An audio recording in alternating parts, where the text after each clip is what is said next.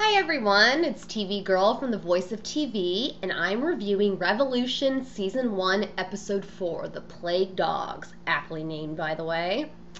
Wow, so I can't believe I'm saying this after I gave last week's episode a C- and thought that was a generous grade, but this was actually a good episode. Not amazing, but it was better than normal, that's for sure.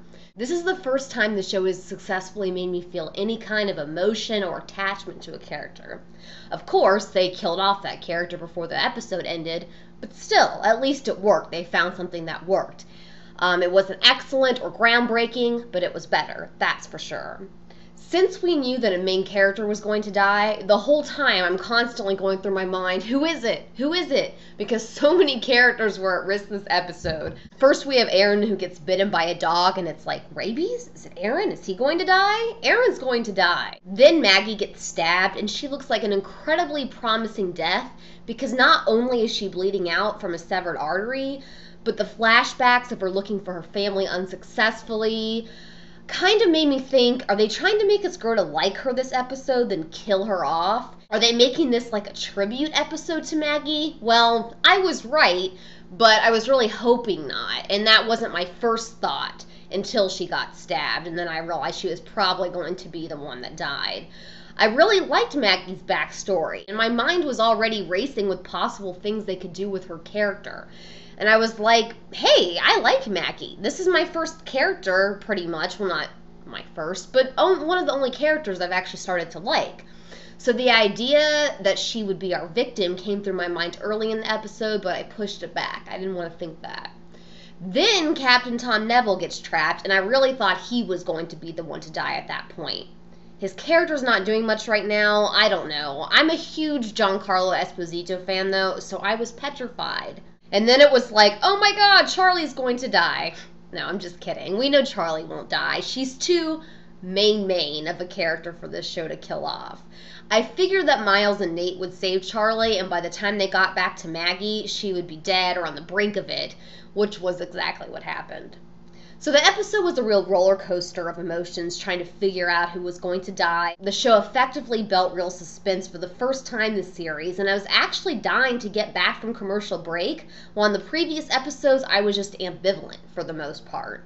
But now that I said I liked Maggie, how do I feel about her dying? Not great, because I was starting to like her, and since there aren't that many characters on this show to like or empathize with, I wasn't so pleased. I've had some friends who've said, well, Maggie had a dead-end character, no way to see her kids, not part of the family, she had to die. I'm not sure if I quite agree with that. Just because someone doesn't fit in with the other characters because of their storyline, hey, it's obvious why Maggie didn't fit in, and because her character would be a challenge to keep around and keep fresh and interesting, doesn't mean that they have to kill her off. I thought it would have actually been way more interesting if Charlie died there, like viewers were supposed to think. That would have been super ballsy, and I could have respected that. But apparently, the writers see so much in Charlie that you can almost guarantee her existence for the entire series. I really did like Maggie's story, though. Seeing the length that she traveled from Seattle to Buffalo and up and down the East Coast for years, that was pretty neat. Even though I liked her, the fact that they were able to make me feel indifferent toward Maggie last episode and a connection toward her during this one shows that, hey, they could do this again with someone else. So come on, Kripke, writers, let's do it.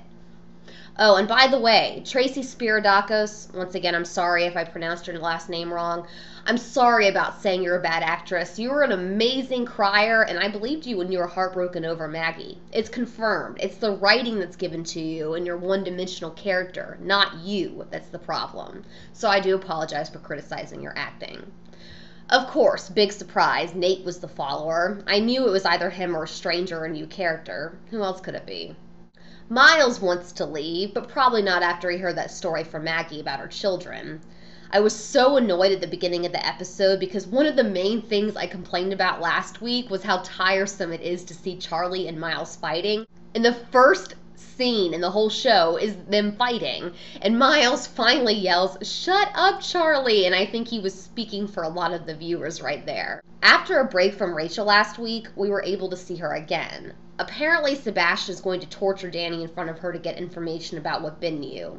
And obviously, we know that Rachel has information. So that leads us to our next part, questions and predictions. So, why did Rachel leave? Well, we knew it was to see Miles, but why? She let herself get handcuffed, and it was obvious she didn't want to leave her kids, even making Miles promise she'd see them again, but we still don't know why. But at least the question of why her children think she's dead has been answered. These flashbacks are really getting addictive. I want to know more. I want to learn more about the founding of the Monroe Militia. I want more Jeremy also, because he's awesome. He better be back next week. Is Miles actually going to leave? I think no, like I said earlier. Just shut up, Miles, and go along with your family like a normal person. No surprise that you and Charlie are related. You were both like a couple of angsty children. So what's going to happen with, what's his name again? Oh, Danny. Yes, Danny, the extremely memorable and intelligent character. Well, once again, I don't really care too much about him still, and he may just be the biggest idiot now in the show for saving Tom, although thank you, Danny. If you would have let Tom die, I would really not like you. Aaron and Maggie were the only people in the group to know about the pendant. Now it's just Aaron. And like Aaron said, which rings true, the pendant is the sort of thing that people kill over. So what's he going to do with it? No one even knows he has it, as far as we know. Will Maggie's backstory ever come back to us, her children, anything? I'd like to think there's a chance of that. We'll miss her very short television appearance, Maggie. Next time on Revolution, what's this business about blowing up a train? Is that how Danny is being transported? I also saw some close-ups between Tom and Miles and Tom and Charlie. That should be interesting. And like I said, I hope Jeremy is back. So, my overall opinion. This episode was a genuine improvement from last week, but it's still made up of a lot of empty, one-dimensional characters, and there are lots of plot holes and terrible decision-making that really just doesn't make any sense. Why did they have to go where those dogs were when they were obviously attacking them? Terrible idea. Nate keeps getting caught following them. He's just terrible at what he does. The guy that stabbed Maggie and kidnapped Charlie was pretty boring and didn't really make any sense. Danny saving Tom, goofy, although like I said, thank you, Danny, for your idiocy. And this is a really weird thing. What happened to the torture scene with Rachel and Sebastian's henchman that apologized to her in advance? It looked like he was about to torture her, and then Sebastian comes back later, and she looks just fine. I've been told by some people that the guy probably just told her what he'd do to Danny, but it didn't look that way from that scene, or like that's what we were supposed to infer there. Anyway, I'm a little worried now that they killed off one of the only enjoyable characters for really no reason other than to show, hey, we can kill off a main character. An improvement is an improvement. So while last week was a C-, this has jumped to a B-.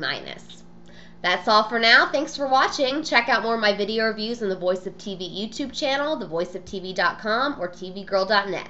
They're all there. Bye.